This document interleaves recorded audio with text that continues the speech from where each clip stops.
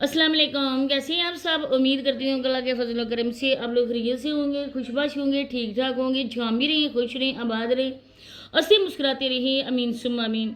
दो बहनें हैं दुनिया में, वाहिद बहनें हैं जो अपने मैके वालों को, एक तो घर उनका चला रही है, दूसरी बेचारी कवारी है और अपनी खुशियों की कुर्बानी देकर अपने माँ बाप का घर चला रही है। होने को तो भाई भी हैं, बाप भी है, कोई ऐसी ज़रूरत भी नहीं है अपनी औरतों को बेपर्दा करने की, अपनी इज्जतों को पामाल करने की, क्योंकि इज्जतों के रखवाले उस घर में माशाल्लाह से मौजूद हैं। करें या ना करें, ये जो सारा कुछ हो रहा है वो उन्हीं के काम आएगा। एक तो शादी एक की हो गई, वो अपने ससुराल चली गई, ठीक। अब कुछ टाइम बाद अगर उसका नसीब हुआ तो वो अपने शोहर के पास यूरोप भी चली जाएगी, रहेगी पीछे एक मैन, और वो भी सुनने में आया है, लेकिन उसकी पर्सनैलिटी की देखकर मुझे नहीं लग रहा है कि वो बैंक में कैशियर है। कोई भी कैशियर इस तरह की ओट पटंग हरकतें नहीं करता है। किसी को भी गवर्नमेंट वाले को या प्राइवेट वाले को जब वो जॉब कर रहा हो, ख़ास करके इस तरह की जॉब, तो उसको सोशल मीडिया भी ज्वाइन करने की इजाज़त नहीं होती है। पता नहीं जरी कौन सी जॉब कर रही है जिसमें वो सोशल मीडिया भी करती है, वो टिकटॉक भी बनाती है, सारा कुछ काम हो रहा है, लोगों से भीख भी मांगी जा रही है। एक वीडियो में मुझे कमेंट आया था कि आप बोल रही हो कि असमा लोगों से भीख ले रहे हैं, आपके पास क्या प्रूफ है?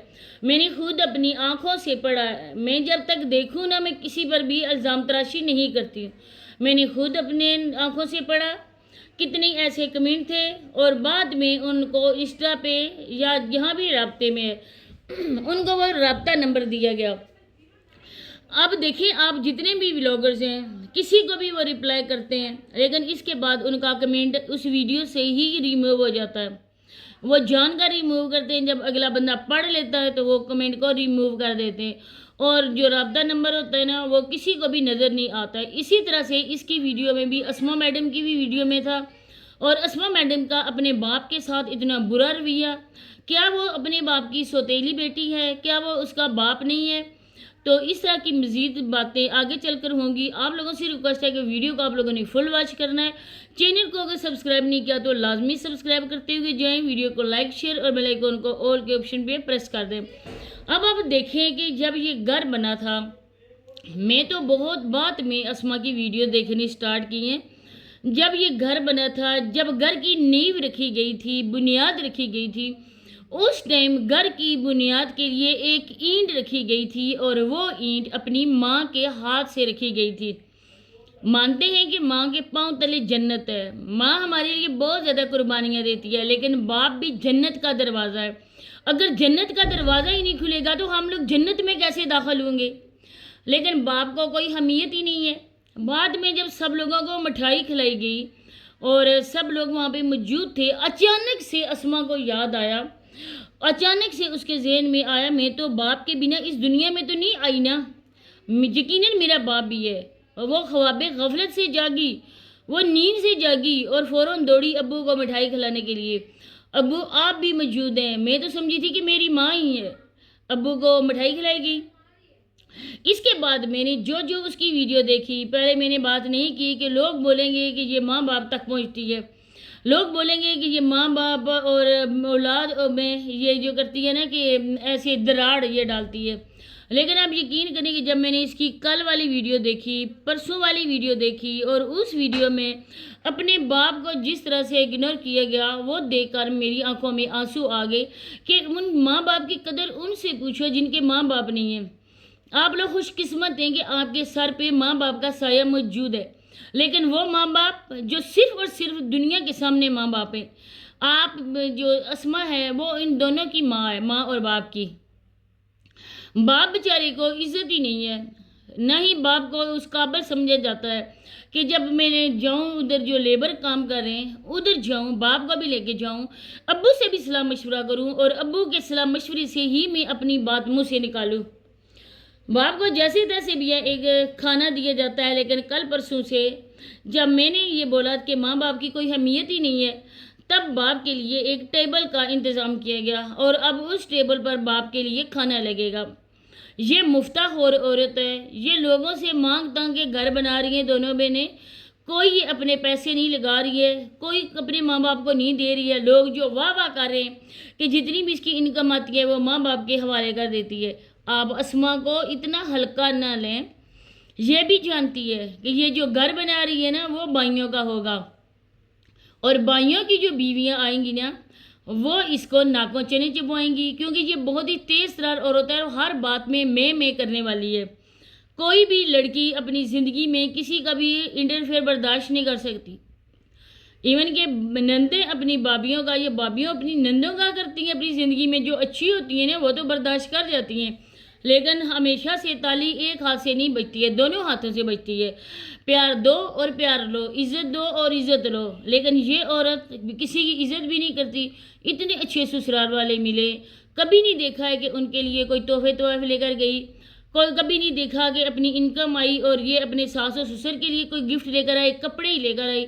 جو دیورانی اس کی نوکر بنی ہوئی ہے، کیمرہ مین بنی ہوئی ہے، اس کے لیے یہ اسپیشل کوئی سوٹ لے کر گئی. اب ہم خود سمجھدار ہیں کہ اس کی ماں کو آپ لوگ دیکھ سکتے ہیں.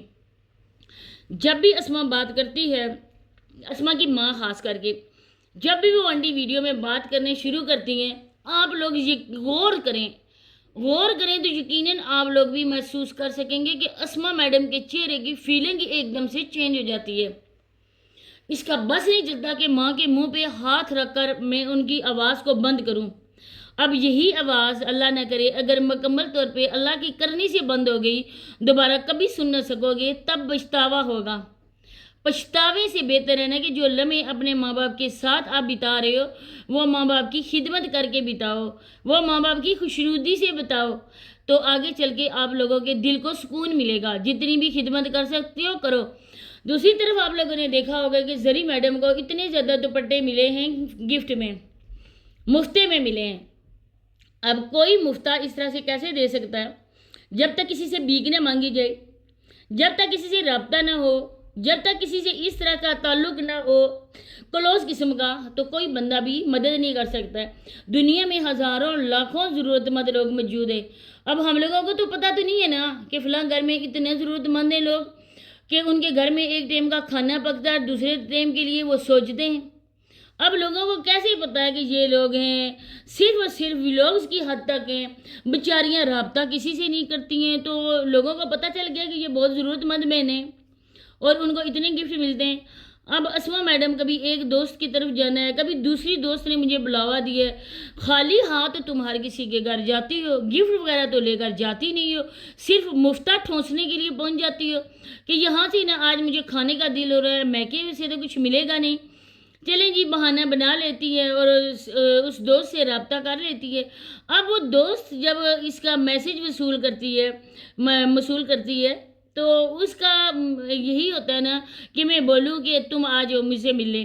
اب وہ بھی ملنے کے لیے اسما سے آ سکتی ہے. آپ مجھے بتائیں کہ وہ اسما کے گھر ملنے کے لیے کیوں نہیں آ سکتی ہے؟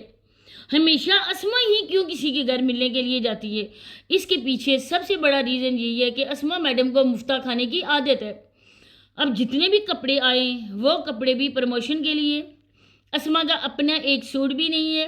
جتنے بھی ہوتے ہیں پروموشن کے لیے، پروموشن کر کے ان کو واپس ان کے گھر تک پہنچا کر ہی شاپ تک یہ عورت آتی ہے. یہ جو بار بار بازاروں کے چکر لگاتی ہے نا، یہ اس شاپ کا وزٹ کرتی ہے، وہاں پہ جا کے جو کپڑے واپس جو اس کو ملتے ہیں نا وہ ادھر سے لے کر آتی ہے اور پھر واپس ان کو دینے کے لیے جاتی ہے. کیونکہ ان کی شاپ پر اگر یہ دکھائی تو لوگوں کو پتہ چل جائے گا، صاف لوگ دیکھ سکیں گے کہ یہ اسما میڈم کے اپنے نہیں ہیں بلکہ خیرات میں ملے. اب گھر کے لیے گیٹ کیسے رکھنا ہے، دیوار کتنی بنانی ہے، سب سے چلاکو ماسی، سب سے ہوشیار اسما ہی ڈیسائیڈ کرے گی.